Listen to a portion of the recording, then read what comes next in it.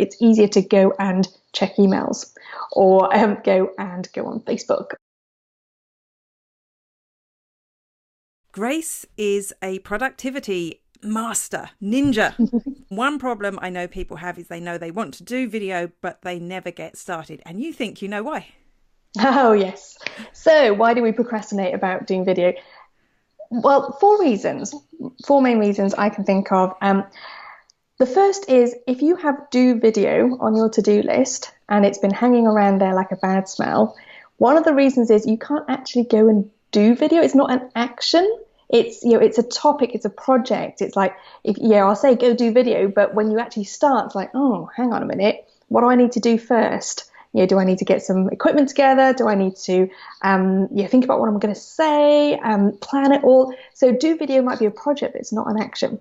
So if you have just do video on your to-do list, it's going to be something you stumble over all the time because you're like, oh, I can't quite go do it. So it's easier to go and check emails or go on Facebook or, do that invoice instead because that's more tangible. It's amazing the things we come up with, isn't it, when we're avoiding doing something? Tell you what, I know when I'm procrastinating, when I actually want to do the ironing. That's a really good sign that I'm procrastinating. For me, it's the bookkeeping. When you said invoice, I was like, yeah, that's me, which is great for a Sage Biz expert. At least I have Sage. Definitely. So reason number one, it's not a one-step action. And that leads me nicely on to reason number two, because often what happens when we procrastinate is that we have a lot of unanswered questions behind the thing. So we might say, I need to go do my video, but actually there could be a whole load of unanswered questions. So, things like, well, what do I need? And have I got the right equipment? And what about lighting? And what about sound? And how am I going to upload it? And where am I going to upload it? And how long should it be? And I'm sure these are all things that you keep coming up when you work with people in your event. And they're the exact things we cover in the workshop because we know that is the stuff that gets in the way. Yeah, absolutely. So, and obviously you don't really need all that stuff. That's the point of the workshop. You just need a mobile phone. So that's one of the things. That's one excuse you can get rid of. Just bring your phone. Brilliant. Yeah, definitely. And I think one of the other reasons is that it can be a little bit scary. So if it's something we've not really done before, or maybe we've done a little bit, but it's been a while, there's something about being on camera. I mean, I've got a colleague who is an amazing speaker. And he is like, no, I'm not going on camera. And if he gets filmed doing a talk, he's like, I'm not going to watch that. So, sometimes we have these kind of like little mind monkeys around, video, being on film, being filmed. Am I going to come across as natural? What if I fluff it up? What if I forget what I'm going to say? And it can be quite scary. And so, that's another reason why we go, do you know what? That bookkeeping or that ironing is looking really attractive right now. So I guess one of the things that can really help with that is for me, I find is having support. So when I've got some support, when I've got some people who are maybe a few steps ahead of me, who can talk me through, okay, this is the next thing you need to do. That kind of expert support is great, but also the camaraderie of doing things with other people. So, I love that your event, brings people together who all want to do video because then you have that bit of support and that kind of camaraderie to go, okay, let's do this thing.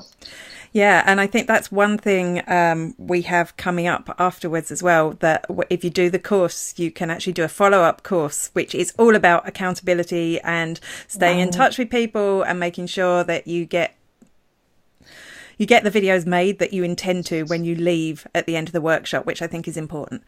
Definitely. And, and that leads nicely on to number 4, which is all that kind of accountability and deadlines. Yeah. Because we all know what it's like if you've got a deadline in somebody else's world. So if you've got a client meeting in the diary and you've got to present something when you get to that meeting, guess what? You'll get that presentation done. That's just how it works. You might leave it till the last minute and you might have that last minute panic, but you'll still get it done because you've got that deadline in someone else's world.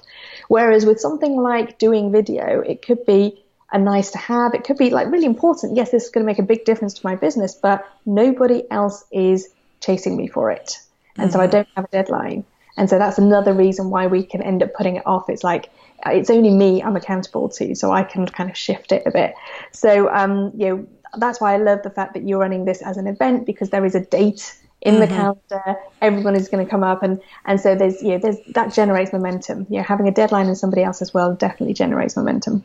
That's a great tip. That's something I need, because I'm thinking, I do, like, I leave my bookkeeping till like the accountant gets in touch with me, and then I have a mad panic for a day and everything else goes out the window. And although I'm pretty good with my content, sometimes there's other tasks like that just do, because the only person I have to answer to is myself. So I think you're spot on there, and hopefully you'll meet people at the workshop that then you will feel a need to go and create content after. And of course you'll create content while you're there, so you've got the first step done. You've taken your first step towards creating a lot of video content. Yeah, and sometimes that's the hardest bit, just getting started. It's like, once I get started, it's like, okay, now I've created some momentum, I can carry on. The second and third steps don't feel quite so hard as the first step. I think I actually create video to procrastinate.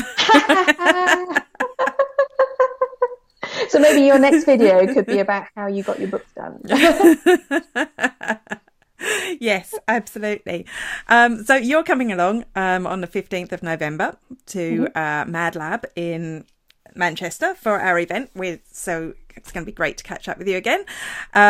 So what is it that you're looking forward to learning about video? So I love video as a way of being able to connect really quickly with people, being able to present an idea really quickly as well. And I've done little bits of video, but I'm just aware I'm not up to speed. So the world of video keeps moving so quickly. So I haven't answered questions, things like what channels do I use and what length should it be and all that kind of stuff. So it'd be really great. I'm really looking forward to getting up to speed with like what today's world of video looks like, and getting some momentum generated there as well. Cool.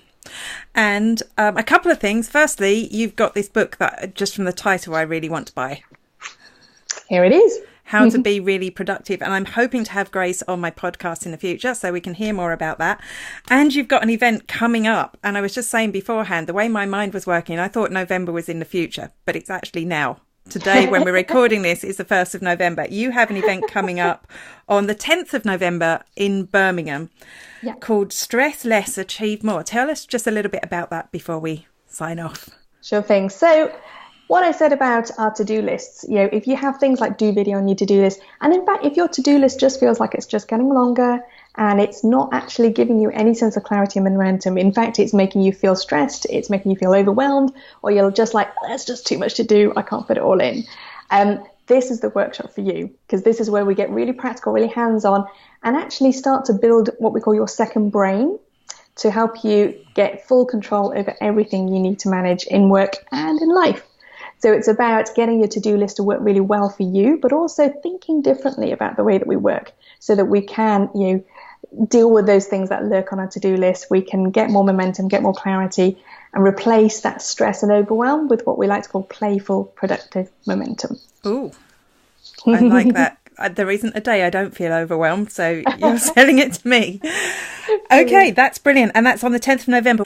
That's great. So we're looking forward. I'm going to have to say all the date again. 15th of November, Mad Lab Manchester, where we'll be really mad and we'll create some really cool video. Looking forward to seeing you then. Great stuff. See you then.